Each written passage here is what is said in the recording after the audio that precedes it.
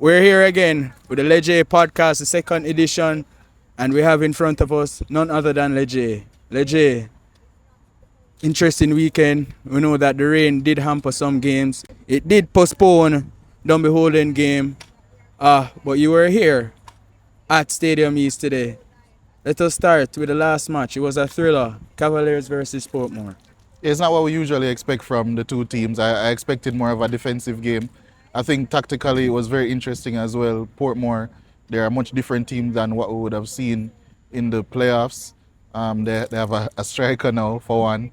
And I think he imposed himself well. They have new players in certain positions. I think Marcus Reed had a big impact. Ronaldo Robinson again had a big impact, scoring 2 goals. I think in midfield, winning duels, and that's what these games really come down to in these conditions. I think Portmore were superior. Cavalier, their issues continue, but I think they'll be fine eventually. They have a lot of quality. But Portmore, they certainly were a very impressive unit today. 4 goals, who would have thought?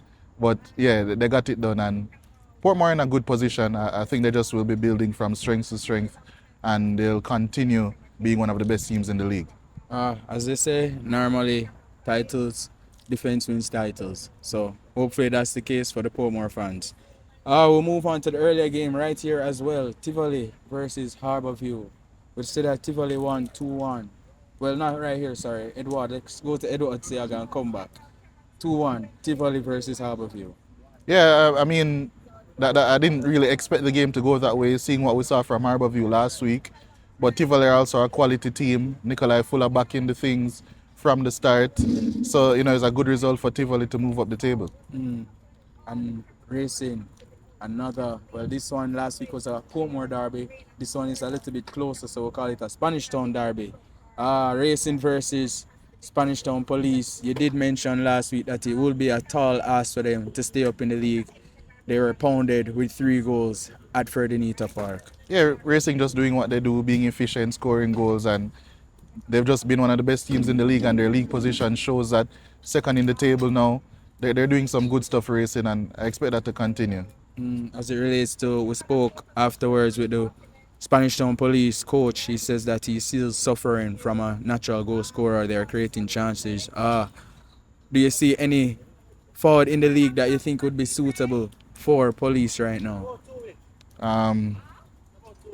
They would have to shell out some serious money, I'll tell you that. But maybe in January they can address that, maybe even dip into the schoolboy market, because there are some talented forwards around. But I think it will be tough to persuade any that isn't currently playing at another club.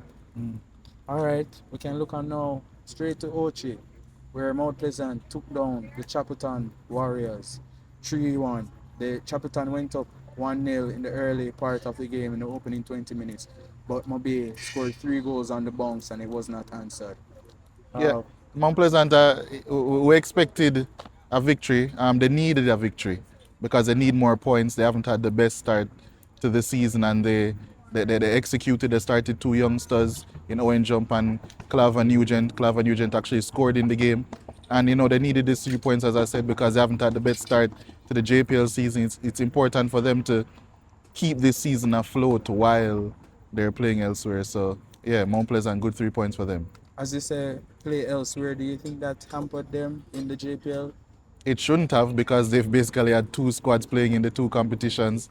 But maybe it did in terms of how taxing it can be to play both competitions. But I think personnel-wise, they should have been fine. Maybe just a little bit of a lapse, but it's Mount Pleasant. They'll be fine.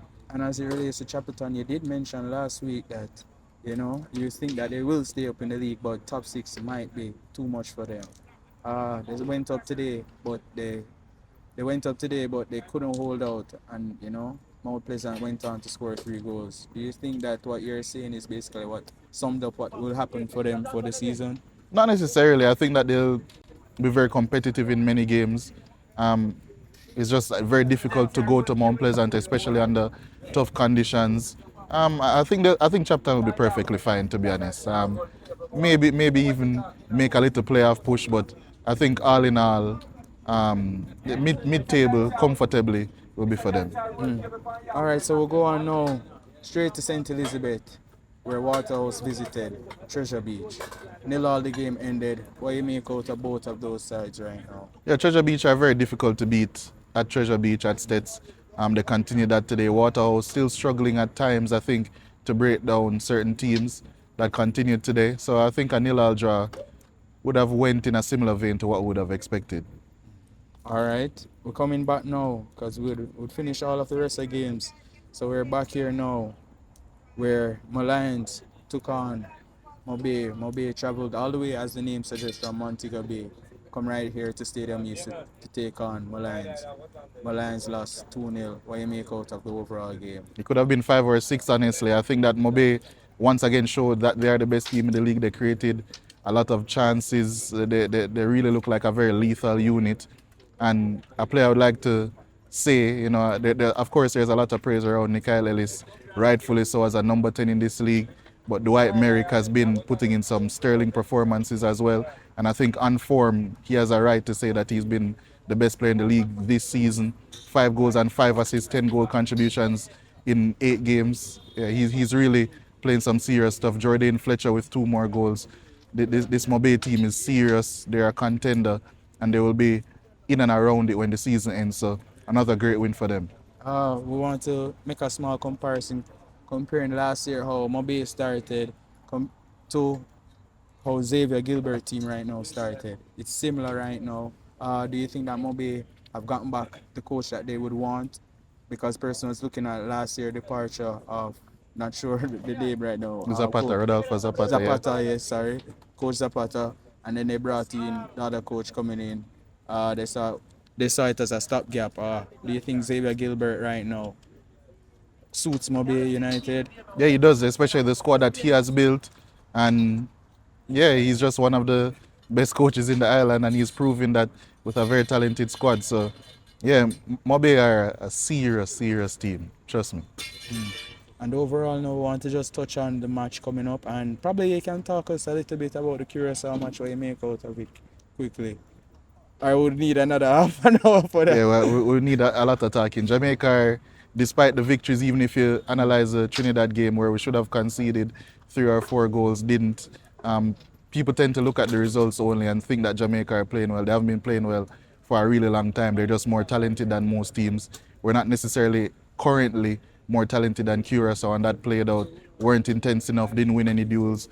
Apart from the certain stretches in the second half, didn't dominate the ball. Defensively, we're okay, conceding on the transition.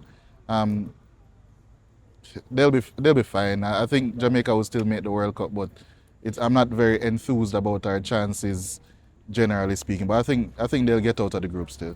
Do you play the pitch, when you look on the pitch that they played on turf? Or you think that's not no excuse? Excuses are always there to be made. That's the definition of an excuse, but I wouldn't put it down to that. I think Jamaica were just really poor on the day. Really poorly coached as well. That's a very harsh take. Looking on it now, on brighter days ahead with Bermuda coming up. Yeah, we'll beat Bermuda comfortably. Why are you so optimistic about it? They're just a better team. Jamaica, as I said, they aren't the best coach team, but they have a lot of player quality that will tell as it has done in the previous 2 games before Curaçao. Any score prediction before we leave? 3-0. Wow. All right. I guess that's where we can end it today. Thank you as always, Leijeigh, for being on the Leijeigh podcast.